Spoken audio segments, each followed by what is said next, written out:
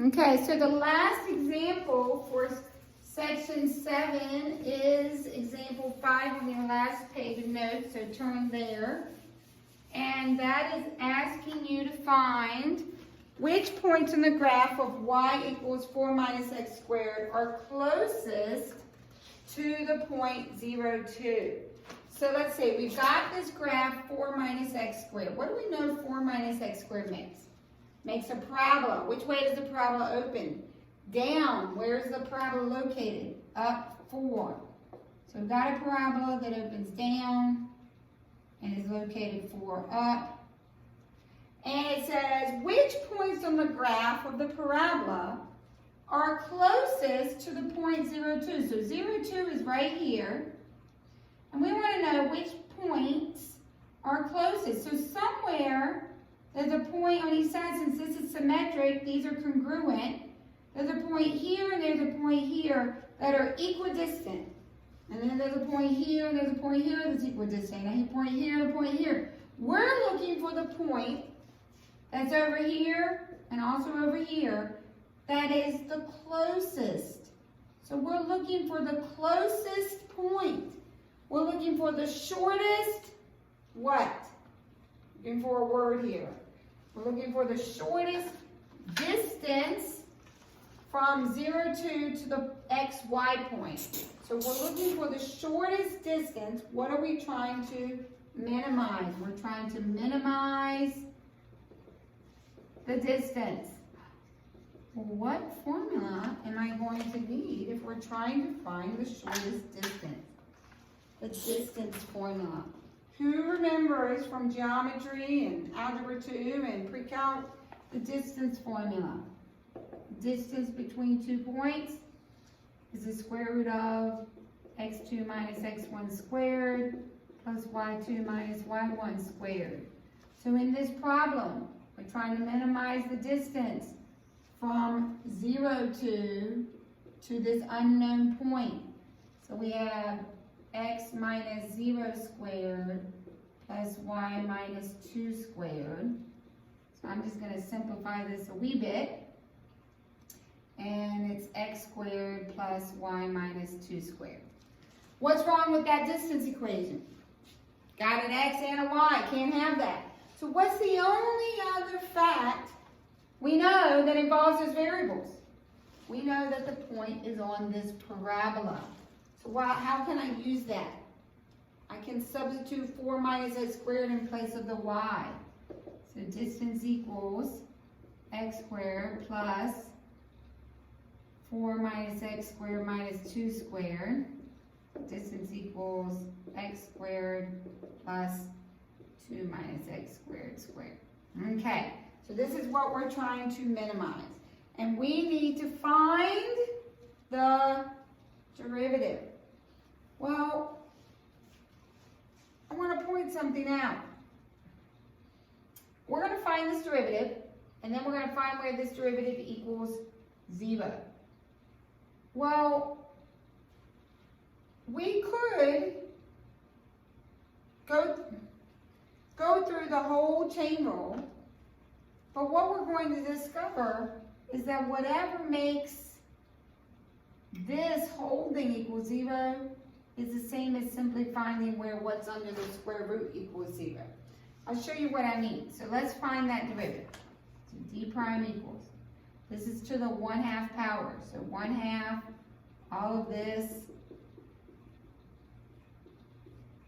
to the negative 1/2 power times, then we get the derivative of what's inside. The derivative of x squared is 2x plus the derivative of this needs the chain rule, so 2 minus x squared to the first power times negative 2x. This is all going to move to the bottom. 2 root x squared plus 2 minus x squared squared moves to the bottom. This cleans up and becomes 2x plus, we distribute the 2, and I'm going to distribute the negative 2x, so that becomes 4 times negative 2x is negative 8x That becomes negative 2x squared times negative 2x becomes positive 4x cubed. Okay, so that's what we've got on top. So our numerator is 4x cubed minus 6x all over this denominator. Now, when we look at critical numbers, we look at what makes the numerator equal 0. We look at what makes the denominator equal 0. If this is squared and this is squared, those are both going to be what types of numbers? Positive. And I'm adding them. Still positive. Will something positive, only positive, ever equal 0? No. So what we're going to discover is this first part of the chain rule, which involved the big square root, is always going to end up in the denominator, and it won't ever equal 0. So all we have to worry about is the part that's up here, and the part that's up here was the derivative of everything inside. So a shortcut we could have taken was to simply find the derivative of what's inside, and don't even worry about this, because every single time it's not going to give me a critical number. Every time. So we can simply work with x squared plus 2 minus x squared squared, which is 2x plus 2 times 2 minus x squared times negative 2x, which means I only have to worry about 4x cubed minus 6x equaling 0. That's going to happen every time. Now, it's going to mess you up to go through the whole chain rule? No. You're just creating extra work for yourself. But every single time, this outer part of the chain rule is going to result in two positives being added together, because that's what the distance formula does every time. Two positives added together. So we can ignore the square root part and just worry about what's underneath. So that derivative is 4x cubed minus 6x. We pull out a 2x. We get 2x squared minus 3. So we get x equals 0 and x equals plus or minus the square root of 3/2. So then we need to do a sign test. So we're going to do our derivative sign test. Negative square root of 3/2, 0, and positive square root of 3/2. What's an easy number to test? Well, what is the square root of 3/2? You might want to look that decimal up. It's like 1.2. This is like 1.2 something. So we're going to test 1. So if we test 1 in our derivative, we can test it right here with the part that was underneath. So we test 1, because remember we said this would always be positive.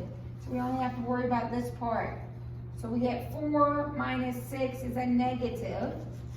So 1 will be negative. None of these are double roots, so everything's going to alternate. So the question asks, I'm looking for the point that's closest. If I'm looking for the closest point, I'm looking for the minimum distance. Which of these are minimums? Which of these are minimums? I don't care about the maximum, the minimum. Negative root 3 over 2 and positive square root 3 over 2. They both are minimums because the derivative goes from negative to positive at both of them. How do I get the y coordinate? That's the x coordinate. How do I get the y coordinate? We go back to the fact that y equals 4 minus x squared. So y equals 4 minus negative root 3 over 2 squared, and y equals 4 minus positive root 3 over 2 squared. And that, I will tell you, comes out to be 5/2 for both of them. So my point on this parabola, that would be the closest to 0, 2, are those two coordinates.